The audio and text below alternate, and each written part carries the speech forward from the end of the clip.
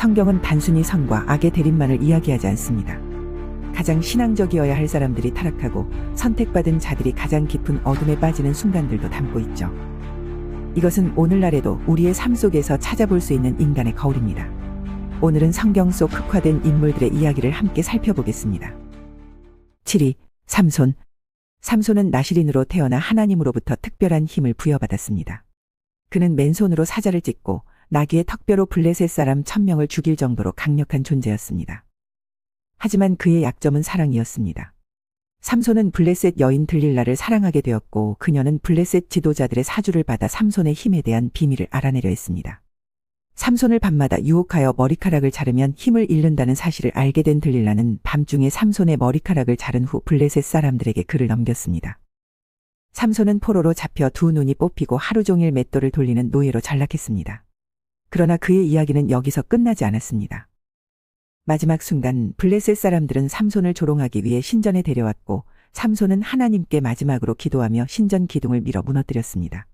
그는 자신의 생명을 바쳐 수많은 적들을 죽였고 그의 죽음은 블레셋에 큰 타격을 주었습니다. 그의 타락은 깊었지만 끝은 하나님의 목적을 이루는 도구로 쓰였기에 다른 흑화된 인물들보다 낮은 순위인 7위로 선정하였습니다.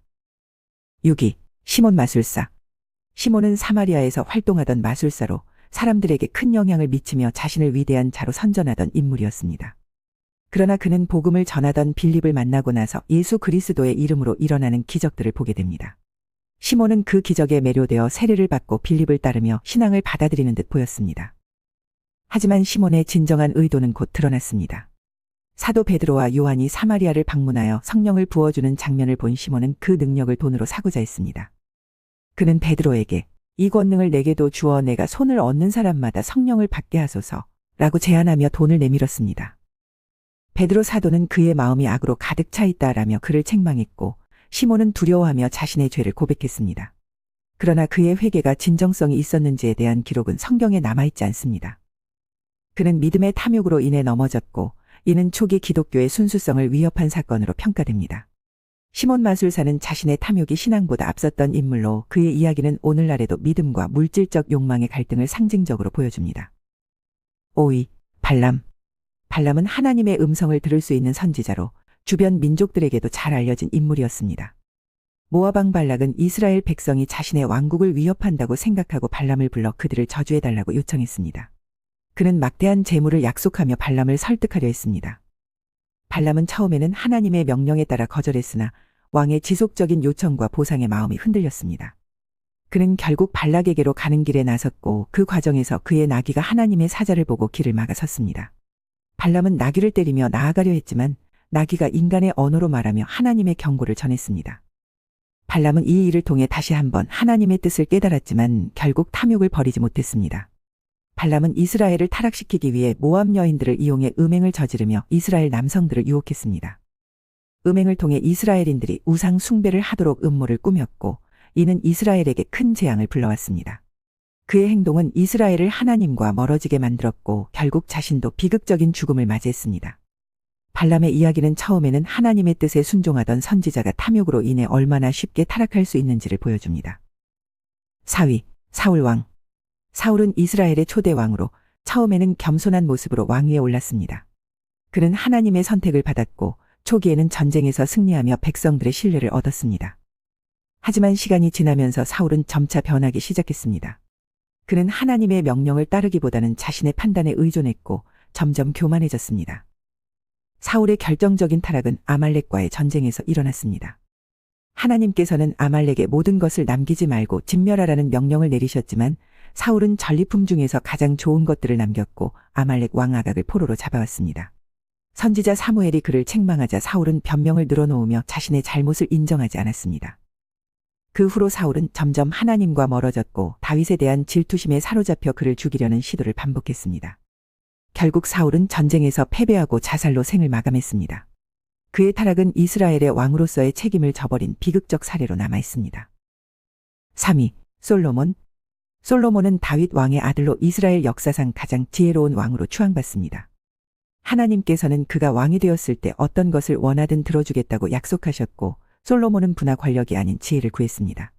이에 하나님께서는 그에게 지혜뿐만 아니라 부와 명예도 함께 주셨습니다. 솔로몬의 통치 기간 동안 이스라엘은 전례 없는 번영을 누렸습니다. 그는 하나님의 성전을 건축했고 많은 민족들과 외교를 통해 평화를 유지했습니다. 그러나 그의 지혜와 성공 뒤에는 점차 드러나는 약점이 있었습니다. 솔로몬은 이방 여인들과의 결혼을 통해 정치적 동맹을 맺었고 그들의 신들을 받아들이기 시작했습니다. 솔로몬은 결국 이방 신을 위한 제단을 세우고 우상 숭배를 허용하며 하나님과의 관계를 멀어지게 했습니다. 그의 타락은 단순히 개인적인 실패가 아니었습니다. 이는 이스라엘의 신앙적 기반을 약화시키고 이후 분열과 혼란의 씨앗이 되었습니다.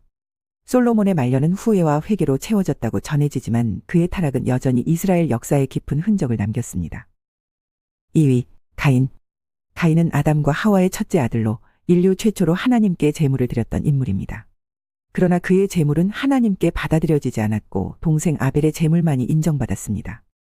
이에 가인은 깊은 분노와 질투에 사로잡혔습니다. 하나님께서는 가인에게 죄를 다스리라고 경고하셨지만 그는 그 경고를 무시했습니다.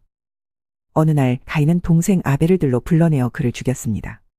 인류 최초의 살인사건이었고 이는 하나님 앞에서 용납될 수 없는 죄였습니다. 하나님께서는 가인을 벌하시되 그를 완전히 멸망시키지 않으셨습니다. 가인은 방황하며 자신의 죄의 대가를 감당해야 했습니다. 그의 이야기는 인간의 죄성과 그 결과를 보여주는 상징적 사건으로 남아있습니다. 1위, 유다 이스가리옷. 유다는 예수님의 12 제자 중 한 명으로 예수님의 공생애 동안 그분과 함께 지내며 많은 기적과 가르침을 목격했습니다. 그러나 그는 은 30냥에 예수님을 대제사장들에게 넘기는 배신을 저질렀습니다. 유다는 마지막 만찬 자리에서도 예수님의 경고를 무시하고 자신의 계획을 실행에 옮겼습니다. 그는 겟세마네 동산에서 군사들과 함께 예수님을 찾아왔고 입맞춤으로 예수님을 지목했습니다.